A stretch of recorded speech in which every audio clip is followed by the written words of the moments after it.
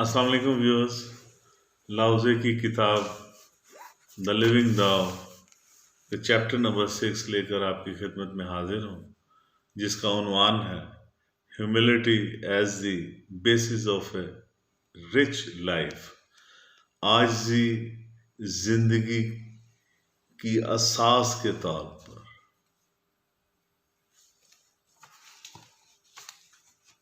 आजिज़ी के मुतल्लिक इस चैप्टर में वो बात करेगा कि वो आजिज़ी जो है वो जिंदगी की असल असास है।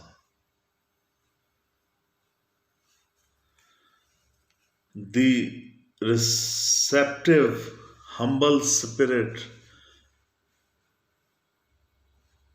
lives on.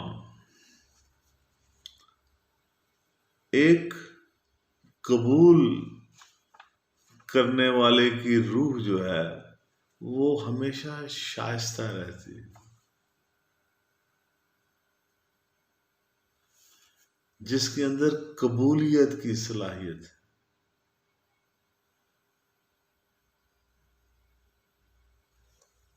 जो खुदा की तरफ से आया है, जिसने कबूल किया है,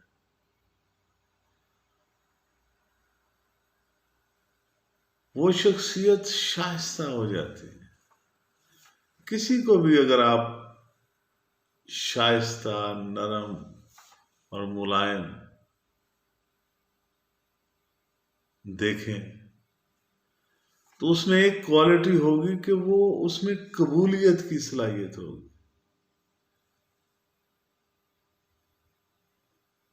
आमन्ना व सद्दकना।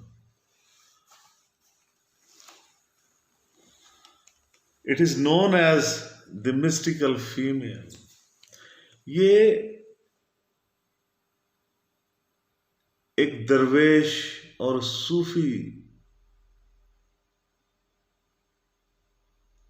औरत के तौर पर वो पर्सनैलिटी जानी जाती है। एक औरत में एक मर्द के मुकाबले में कबूलियत ज्यादा होती है।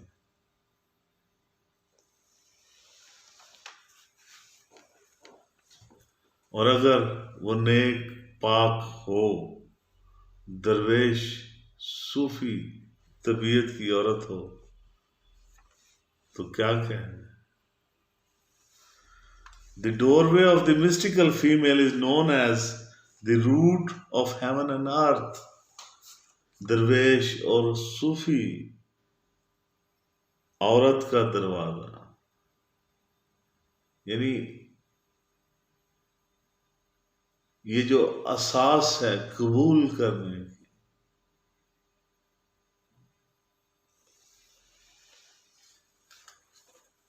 ये इस जमीनों आसमान की जड़ है।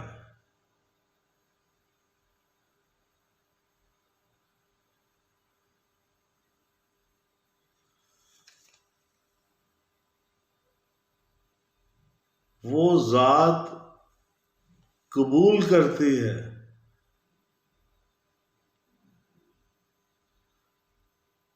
औरत, वो जौहर कबूल करती है और फिर उसको अपने अंदर रखकर, 9 माह रखकर बाहर निकालती है। जमीनों आसमान की पैदाइश के पीछे ये फैक्टर कार फरमा है। गौर कीजिए, कितनी सादी सी और कितनी गहरी बात उसने की।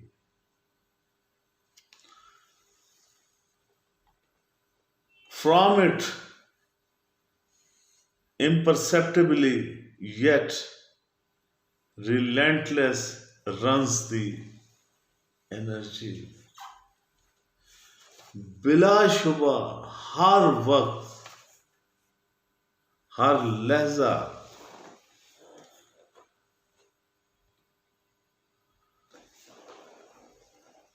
ये एनर्जी खारिज करती है।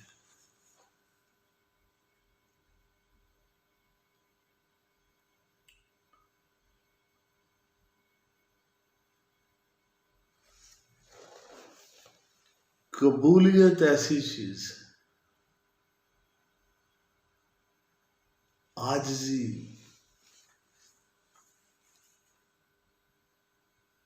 का ये मुकाम।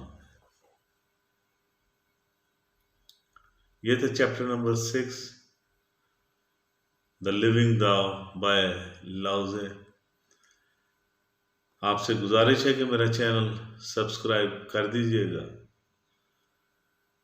और अगर आपको मेरी ये वीडियो पसंद आए तो इसको लाइक और शेयर भी कर दीजिएगा। मेरा फेसबुक का पेज निगाह NIGAH निगाह, इसको भी लाइक और शेयर कर दीजिएगा ताकि आपका और मेरा ये सिलसिला बना रहे। आपका बहुत बहुत शुक्रिया।